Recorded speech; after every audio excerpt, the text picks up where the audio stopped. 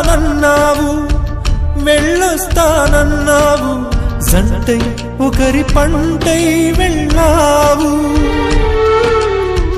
కరుణిస్తానన్నావు, వరమిస్తానన్నావు, కరువై మెడకూరివై పోయావు.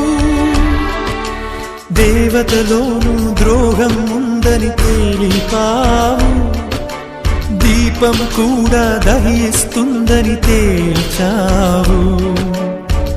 ఎవరిని నమ్మాలి నన్ను తప్ప, ఎవరిని నిందించాలి నిన్ను తప్ప. నువ్వంటే ప్రాణమని, నీతోనే లోకమని, నీ తోడే లేకుంటే బ్రతికేది ఎందుకని ఎవరికి చెప్పుకోను.